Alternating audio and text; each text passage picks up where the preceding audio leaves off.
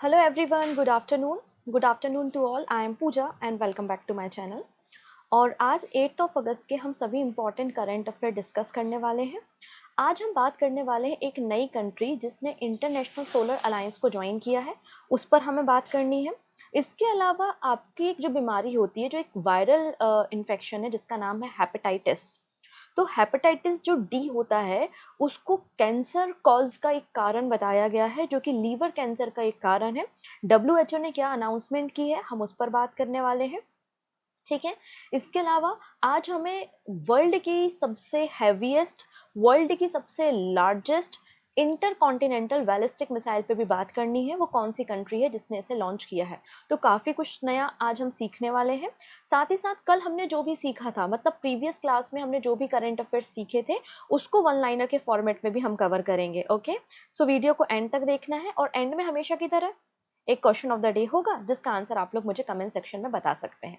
Clear है? चलो start कर लेते हैं आज के सेशन को। हमारे जो सेशंस हैं ये सभी वनडे एग्जाम के लिए इंपॉर्टेंट हैं, तो एक बार लिंक को शेयर जरूर करेंगे एंड पहली बार आए हैं तो सब्सक्राइब कर लेंगे जिससे अपकमिंग क्लासेस के नोटिफिकेशंस आपको मिल सकें। सो स्टार्ट कर लेते हैं आज के सेशन को। सबसे पहली न्यूज आती है क्विट इंडिया मूवमेंट से। आज क्या है? आज है 8 अगस्त और 8 अगस्त में 1942 में महात्मा गांधी जी ने क्विट इंडिया मूवमेंट मतलब भारत छोड़ो आंदोलन की शुरुआत की थी। जब आप मॉडर्न हिस्ट्री पढ़ते हैं तो क्विट इंडिया मूवमेंट को आपने हमेशा डिटेल में पढ़ा होगा। ठीक है। मुंबई में जब ऑल इंडिया कांग्रेस की मीटिंग होती है 8 अगस्त 1942 में, तब महात्मा गांधी जी के द्वारा इस आंदोलन की शुरुआत की जाती है जिसको हम भारत छोड़ो आंदोलन कहते हैं। और इसी क्विट इंडिया मूवमेंट के समय महात्मा गांधी जी का एक स्लोगन है जो बहुत पॉपुलर हुआ था, डू और डाई, मतलब करो और मरो।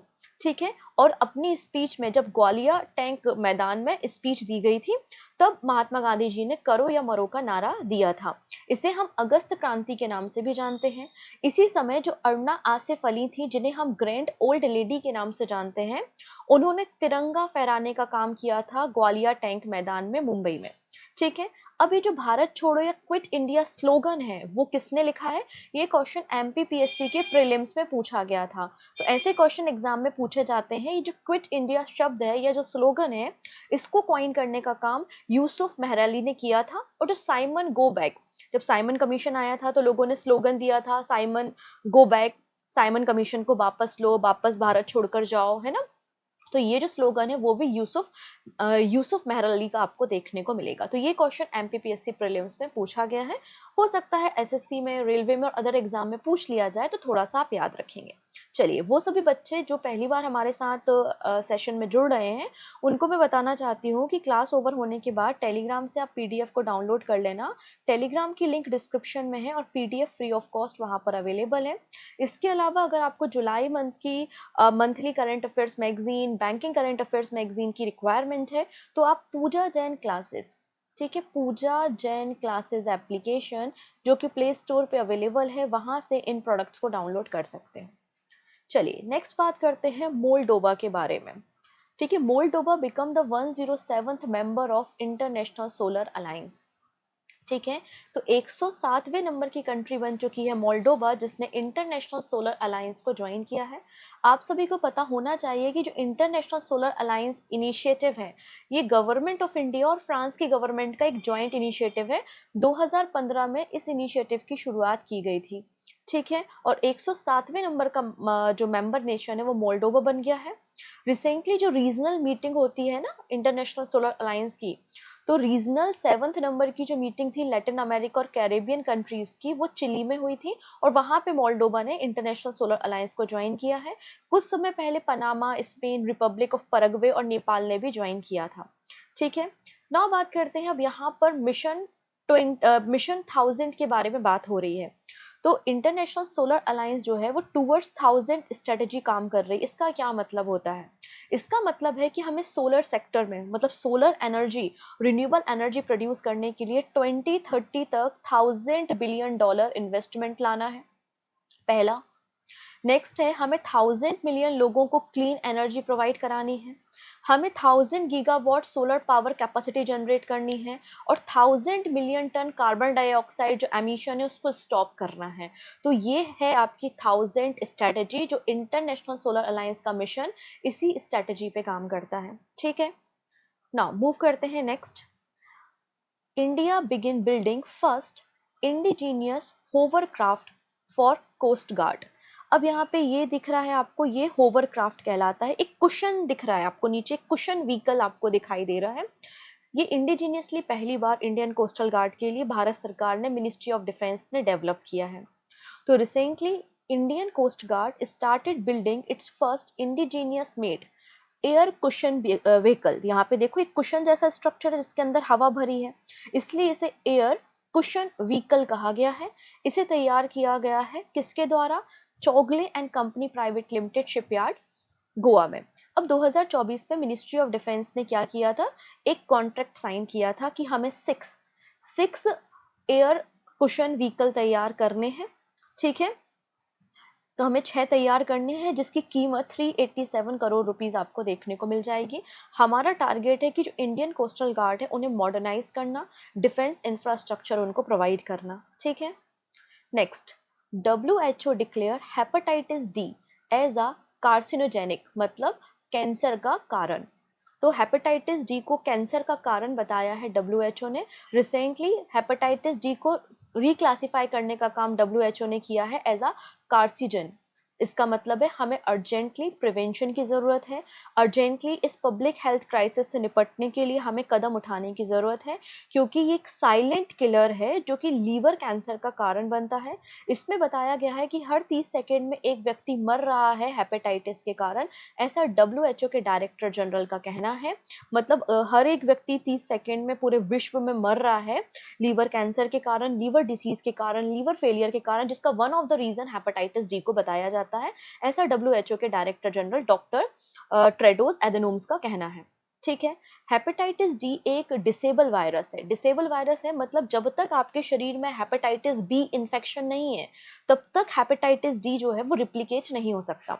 यू नो कि वायरस जो होता है वो लिविंग और नॉन लिविंग के बीच की यूनिट होती है। मतलब हवा में वायरस है, बेचारा डेड है, मरा हुआ है, ठीक है, लेकिन जैसे ही वो वायरस हमारी बॉडी के अंदर जाता है तो हमारी बॉडी को वो होस्ट बना लेता है और उसके बाद रिप्रोडक्शन, रिप्लिकेशन स्टार्ट कर देता है।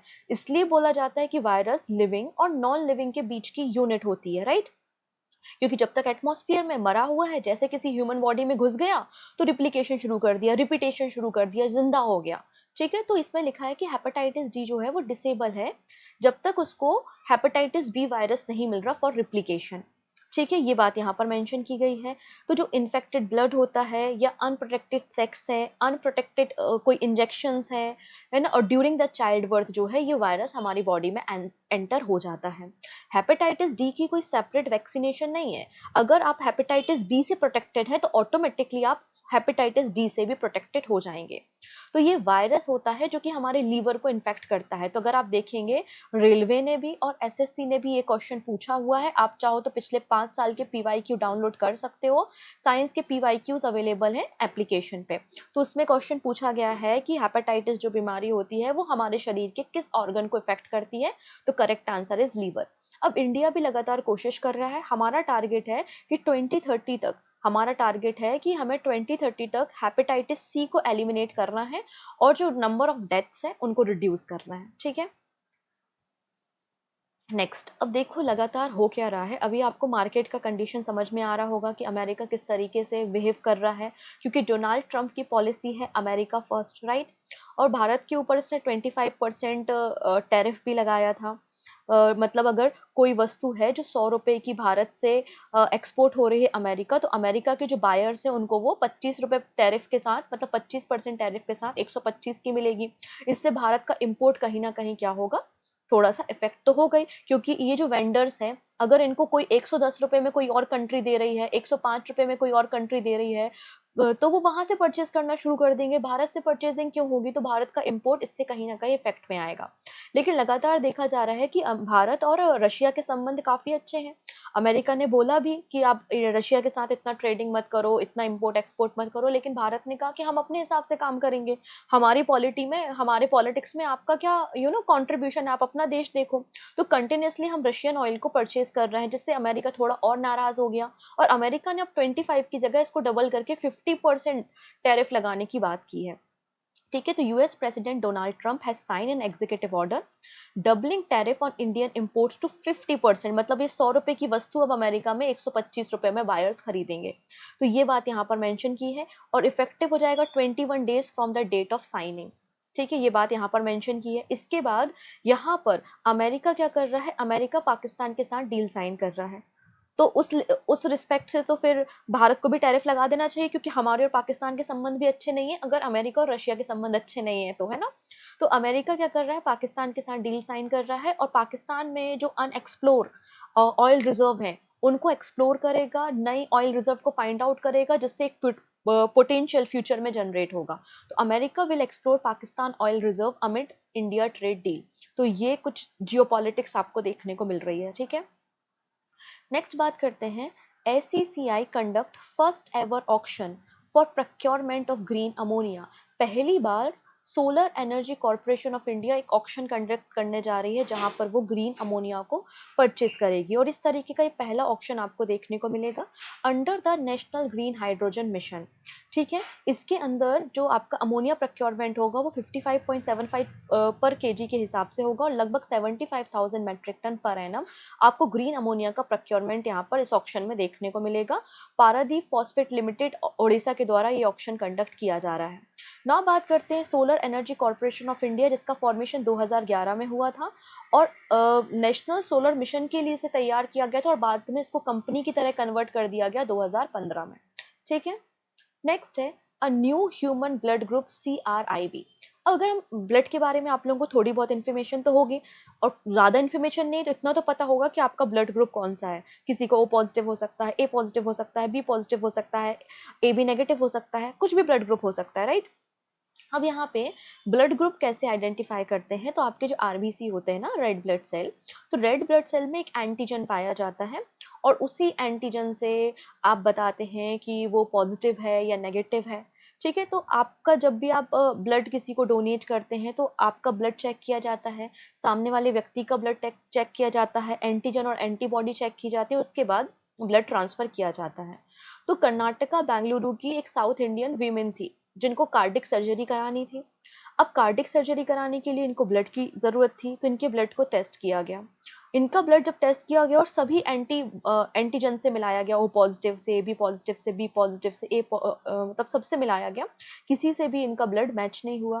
फिर इसको लंदन भेजा गया और लंदन जब गया तो वहाँ से रिसर्च होके आए कि इसमें एक नए प्रकार का एंटीजन है जो बाकी सभी ब्लड ग्रुप में एंटीजन है ही नहीं। तो इस नए ब्लड ग्रुप का नाम CRIB रख दिया। CRIB का मतलब है क्रोमर इंडिया बेंगलुरु। ठीक है, क्योंकि बेंगलुरु में खोजा गया ना, इसलिए इसका नाम क्रोमर इंडिया बेंगलुरु रखा गया। इसे रोटरी बेंगलुरु TT के ब्लड सेंटर में डिस्कवर करने का काम किया गया है। एक 38 साल की साउथ इंडियन महिला के शरीर में इस ब्लड ग्रुप को खोजा गया है। ये बहुत ही रेयर ब्लड ग्रुप है क्योंकि इसमें जो एंटीजन लोकेटेड है वो बाकी सभी ब्लड सेल्स में, बाकी सभी रेड सेल्स में अवेलेबल नहीं है। ठीक है, नेक्स्ट है PM मोदी इनॉग्रेट कर्तव्य भवन। अब कर्तव्य भवन क्या है, तो हमारा जो सेंट्रल विस्टा प्रोजेक्ट चल रहा है, हमारा टारगेट था जो अलग अलग मंत्रालय हैं, चाहे वो मिनिस्ट्री ऑफ होम अफेयर्स है, मिनिस्ट्री ऑफ रूरल डेवलपमेंट है, MSME डिपार्टमेंट है, पेट्रोलियम डिपार्टमेंट है, तो ये सभी जो सेक्रेटरीट है वो एक सिंगल बिल्डिंग के अंदर आ जाए, जिससे किसी को भटकना ना पड़े काम के लिए, सभी के सेक्रेटरीट एक सिंगल बिल्डिंग में आए। तो उसी प्रोजेक्ट के अंदर कर्तव्य भवन को बनाया गया है। इस कर्तव्य भवन के अंदर अलग अलग मिनिस्ट्रीज और डिपार्टमेंट के ऑफिसेस एक सिंगल रूफ के अंदर लाया गया है। तो कर्तव्य भवन को इनॉग्रेट करने का काम प्राइम मिनिस्टर मोदी ने किया है। ठीक है, नाउ बात करते हैं PM एकता मॉल। तो यहाँ पे यूनियन गवर्नमेंट ने रिसेंटली PM एकता मॉल को स्टैब्लिश करने की परमिशन 27 स्टेट में दी है under the one district and one product initiative. अब ये एकता मॉल क्या है, तो हर एक सिटी का या हर एक स्टेट का अपना एक यूनिक प्रोडक्ट होता है। होता है ना। हो सकता है कोई ऐसा इंडिजीनियस प्रोडक्ट हो सकता है कोई ऐसा प्रोडक्ट हो जिसे जीआई टैग दिया गया हो, लोकल हैंडीक्राफ्ट्स हैं। तो अलग अलग जब राज्यों से या देशों से टूरिस्ट आते हैं तो इन लोकल प्रोडक्ट को हमें प्रमोट करना है। इसके लिए एकता मॉल को सेटअप किया जा रहा है। This move aimed to promote indigenous product, geographical indication tagged item and local handicraft through the dedicated retail space. और इस स्कीम के लिए 2023-24 में मिनिस्ट्री ऑफ फाइनेंस ने बजट दिया था। ये बजट 4796 करोड़ रुपीस का आपको देखने को मिलेगा। सबसे ज्यादा जो बजट अलॉटमेंट हुआ है वो यूपी को मिला है और यूपी के अंदर 3 एकता मॉल स्टैब्लिश किए जाएंगे, आगरा में, लखनऊ में और वाराणसी में। अगली जो स्लाइड है वो केवल स्टेट एग्जाम के लिए है। आप अपने अपने राज्यों का देख लो कि आपके राज्य में एकता मॉल के लिए कितना बजट अलॉटमेंट किया है। फॉर एग्जाम्पल मैं एमपी से हूँ और मेरे एग्जाम में अगर क्वेश्चन आता है कि एमपी में एकता मॉल कहाँ पर स्टैब्लिश किया जा रहा है, तो जैन में इसका बजट कितना है, 284 करोड़ रुपीस है। तो इतने राज्यों को बजट दिया है और आप इस तरीके से देख सकते हैं सबसे ज्यादा बजट यूपी के लिए अलॉटेड है। ठीक है, नेक्स्ट है India first AI powered anganwadi centre. अब पहली बार आंगनवाड़ी समझते हो ना, अगर कोई गांव से है, रूरल इंडिया से बिलोंग करता है तो उन्होंने आंगनवाड़ी को जरूर सुना होगा। आंगनवाड़ी सेंटर एक चाइल्ड केयर सेंटर होता है जिसमें गांव के बच्चे जो हैं वो 0 से लेकर 6 साल तक के जो बच्चे होते हैं उसमें प्राइमरी स्कूलिंग या प्राइमरी एजुकेशन लेते हैं। डिफरेंट उनकी टेस्टिंग होती है, उनके न्यूट्रिशन का ध्यान रखा जाता है। तो रूरल एरिया और अंडर प्रिविलेज एरिया में आपको आंगनवाड़ी सेंटर्स देखने को मिलते हैं फॉर प्री स्कूल और द प्राइमरी एजुकेशन, राइट। तो महाराष्ट्र गवर्नमेंट ने इंडिया की पहली AI powered anganwadi centre open की है, कहां पर, बदामना विलेज, नागपुर डिस्ट्रिक्ट में, अंडर द मिशन बाल भारती। ठीक है, इसके अंदर डिजिटल टूल इंटीग्रेट किए गए हैं आंगनवाड़ी में जिससे अंडर प्रिविलेज जो बच्चे हैं उन्हें एआई एक्सपीरियंस और टेक्नोलॉजी की जानकारी भी हो सके। तो ये भारत की पहली एआई पावर्ड आपको आंगनवाड़ी देखने को मिल जाएगी। अगला अगला नाम आता है, ये है पारुल सिंह। पारुल सिंह जो है वो जयपुर राजस्थान से बिलोंग करती हैं। रिसेंटली इन्होंने मिस ओशियन इंडिया 2025 का टाइटल जीता है। तो पारुल सिंह जो कि जयपुर से बिलोंग करती हैं, इन्होंने मिस ओशियन इंडिया टाइटल जीता है और अब ये मिस ओशियन वर्ल्ड 2025 में भारत को रिप्रेजेंट करने का काम करेंगी। अगले पर्सन है जिनका नाम है गौरव बैनर्जी। गौरव बैनर्जी को चेयरमैन बनाया गया है बीएआरसी का। बीएआरसी का मतलब ब्रॉडकास्ट ऑडियंस रिसर्च काउंसिल होता है। ठीक है, इन्हें रिसेंटली नया चेयरमैन बनाया गया है और इन्होंने शशि सिन्हा को सक्सीड करने का काम किया है। ना बात करते हैं, कुछ समय पहले मैंने करंट अफेयर्स में डिस्कशन किया था about the Anderson Tendulkar trophy. तो ये आपकी टेस्ट सीरीज है। ठीक है, और पहला edition recently Anderson Tendulkar trophy का हुआ है। ये जो पहला एडिशन हुआ था इसका फाइनल खेला गया इंडिया और इंग्लैंड के बीच में। किसके बीच में खेला गया? इंडिया और इंग्लैंड के बीच में खेला गया। ठीक है, और इसमें इंडिया ने बीट कर दिया है इंग्लैंड को बाय द 6 रन और पहला एडिशन एंडरसन तेंदुलकर ट्रॉफी का जीत लिया है। ये जो टेस्ट सीरीज है वो इंग्लैंड और इंडिया के बीच में होती है। Mohammed Siraj player of the match declare किए गए हैं और शुभमन गिल को और हैरी ब्रुक को यहाँ पे player of the series declare किया गया है। ठीक है, कहाँ पर हुआ था? लंदन में हुआ था, मतलब इंग्लैंड में हुआ था। नेक्स्ट है RS-28 सरमथ। अब यहाँ पे देखिएगा, अमेरिका और रशिया की टेंशन तो सबको अब जग जाहिर हो चुकी है। ठीक है, दोनों के बीच में टेंशन चल रही है। उसी टेंशन के बीच में रशिया ने अपनी inter continental nuclear ballistic missile की टेस्टिंग की है जिसका नाम है RS-28 सरमथ और नेटो कंट्रीज जो हैं इसे शैतान 2 के नाम से जानती हैं। ये एक नई generation inter continental ballistic missile है और इसकी रेंज मैं आपको बता दूं 18,000 किलोमीटर की रेंज है। मतलब एक कॉन्टिनेंट से दूसरे कॉन्टिनेंट में ये इजिली अटैक कर सकता है और 208 टन की आपको ये मिसाइल देखने को मिल जाएगी और ये वर्ल्ड की heaviest inter continental ballistic missile बताई जाती है। इसकी स्पीड अप टू 20 मैक आपको देखने को मिल जाएगी और 16 अलग अलग टारगेट को वो एक ही समय में हिट कर सकती है और इसमें कई सारे न्यूक्लियर वॉरहेड को कैरी करने की क्षमता है, इसलिए ये थोड़ा चर्चा का विषय बना हुआ है। ठीक है, तो ये थे आज के हमारे सभी इंपॉर्टेंट करंट अफेयर्स। चलिए एमसीक्यू देखेंगे और लास्ट क्लास में मतलब 7 अगस्त में हमने क्या क्या सीखा वो देख लेते हैं। तो 7 अगस्त को हमने नेशनल हैंडलूम डे मनाया। 2015 से इसकी शुरुआत हुई थी। हैंडलूम डे क्यों मनाते हैं? क्योंकि 1905 में हमारे देश में स्वदेशी मूवमेंट की शुरुआत हुई थी। इसकी थीम क्या है? Handlooms empowering women empowering the nation. अब इसके अंदर संत कबीर अवार्ड दिए जाएंगे जिसमें 3.5 लाख रुपीस दिया जाएगा, और नेशनल हैंडलूम अवार्ड दिए जाएंगे जिसके अंदर 2 लाख रुपए प्राइज मनी है।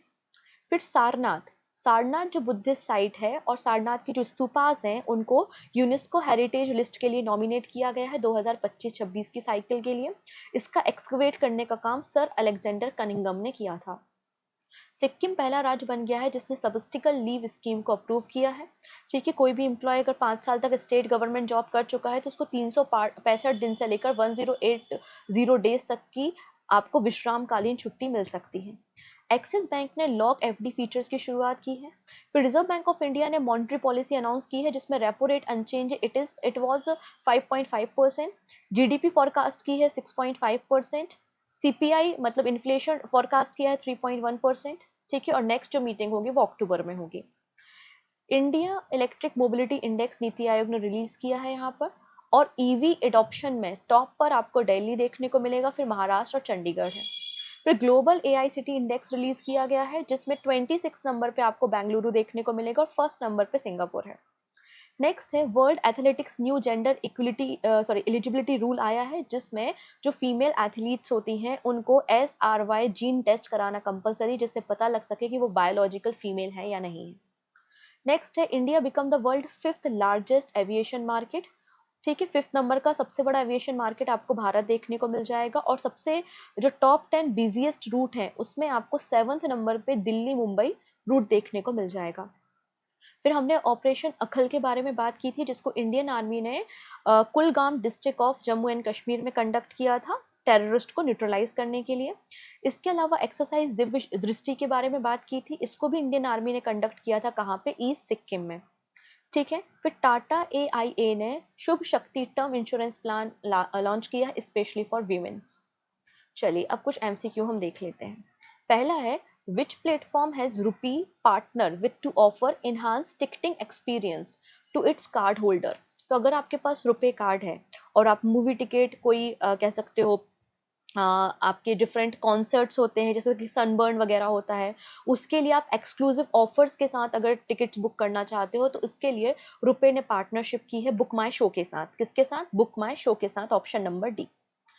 फिर है मुख्यमंत्री निजोत मोइना स्कीम, आसाम गवर्नमेंट की स्कीम है। इसका क्या पर्पस है? इसका पर्पस है आसाम राज्य की महिलाओं को एम्पावर करना, उन्हें फाइनेंशियल सपोर्ट या फाइनेंशियल असिस्टेंट प्रोवाइड करना, to enhance girls participation in enrolment in higher education by offering monthly financial assistant. तो आइए हम बात कर लेते हैं यहाँ पे आसाम राज्य की निजोत मोइना स्कीम के बारे में।